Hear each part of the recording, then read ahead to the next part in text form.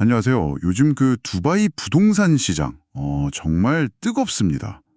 전 세계 자산가들이 왜 이렇게 이 동동의 도시로 몰려드는 걸까요? 네, 정말 많은 분들이 궁금해하시는 부분이죠. 오늘 저희는 글로벌 PMC 김용남 대표님께서 한국경제신문에 기고하신 칼럼 내용을 좀 중심으로 해요. 이 복잡해 보이는 시장의 핵심을 한번 같이 파헤쳐 보겠습니다. 당신께서 이 현상의 본질을 좀 명확하게 이해하실 수 있도록 중요한 정보들만 속속 뽑아드릴게요. 자, 먼저 좀 큰 그림부터 볼까요?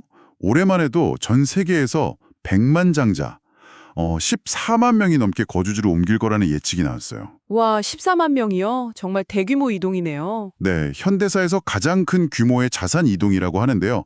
근데 더 놀라운 건 이 자산가들이 가장 선호하는 목적지 그 1위가 3년 연속 두바이가 될 거라는 전망입니다. 3년 연속이요? 네, 약 9,800명의 자산가가 무려 87조 원이 넘는 돈을 들고 두바이로 향한다니? 와, 대체 두바이의 어떤 점이 이렇게 매력적인 걸까요? 김용남 대표님 칼럼에서도 이 부분을 아주 명확하게 짚어주셨는데요. 크게 세 가지로 요약할 수 있을 것 같아요. 아, 세 가지요? 네, 첫째는 뭐니 해도 세금입니다. 개인소득세, 양도세, 재산세, 상속세. 이게 다 없어요. 거의 세금 천국이죠. 와, 세금이 거의 없다니 그게 정말 크겠네요. 그렇죠. 그리고 둘째는 골든 비자라는 건데요. 이게 약 7억 5천만 원. 그 정도 이상 부동산에 투자하면 본인뿐만 아니라 가족 전체에게 10년짜리 장기 거주 비자를 줍니다. 아, 가족까지요? 10년이면 굉장히 긴데요? 네, 그렇죠.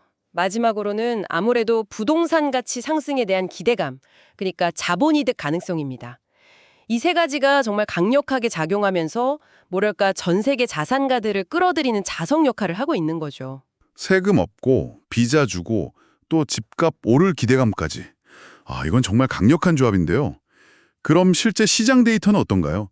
이 열기가 좀 반영되어 있겠죠. 네, 칼럼에 나온 데이터를 보면요.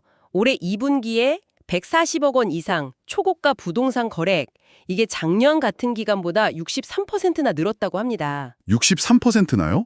엄청나네요. 네, 거래는 정말 활발해요. 근데 좀 흥미로운 점은 가격 상승세는 약간 주춤하는 모양새라는 거예요. 아, 그래요? 거래는 느는데 가격은 좀 안정적이다. 네, 연간으로는 18% 올랐는데 분기별로 보면 거의 변화가 없었다고 하네요. 보합세죠. 그리고 또 하나, 고급 주거 형태도 예전에는 빌라가 인기였다면 지금은 고층 아파트를 더 선호하는 추세가 뚜렷해지고 있고요. 아, 아파트 선호 현상? 네, 팜 주메이라 지역 같은 경우 고가 거래의 80%가 아파트였다는 점이 이걸 딱 보여주죠. 그렇군요. 거래는 활발한데 가격은 안정세. 그리고 아파트 선호. 데이터가 보여주는 게 맞네요. 맞습니다. 그런데 여기서 더 주목해야 할 부분이 있어요. 김용남 대표님이 칼럼에서 특히 강조하신 건데 바로 공급 부족입니다. 공급 부족이요? 사람이 몰리는데 집이 부족하다는 건가요? 네, 정확합니다. 작년에만 새로 들어온 거주자가 17만 명이나 되는데 새로 지어진 집은 고작 3만 채에 불과했어요. 17만 명 대 3만 채. 와, 차이가 엄청나네요. 그렇죠. 특히 초고가 주택은 더 심각합니다. 140억 원 이상 매물은 39%, 350억 원 이상 매물은 무려 85%나 줄었다고 해요. 이건 뭐 매물 품귀 현상이죠. 85% 감소요? 와, 그럼 집 구하기가 하늘의 별 따기겠는데요? 네, 그래서 칼럼에서는 이런 현상 때문에 우연한 백만장자가 늘었다는 분석도 내놨어요. 그러니까 상대적으로 좀 저렴하게 산 집값이 갑자기 폭등하면서 부자가 된 경우죠. 아하, 그런 사례도 있군요. 네, 근데 이게 낮은 기준 가격하고 극심한 공급 부족이 만들어낸 뭐랄까 좀 일시적인 현상일 수도 있다고 보고 있습니다. 그렇군요. 공급은 부족하고 사람은 계속 들어오고 투자자 입장에서는 이게 참 고민이 깊어질 수밖에 없겠네요. 칼럼 내용을 또 보면 1년 안에 집을 되파는 반타거래 비율이 5%밖에 안 된다는 점은 좀 긍정적으로 보이는데요. 장기 보유 수요가 많다는 뜻이니까요. 네, 그건 긍정적인 신호로 볼 수 있죠.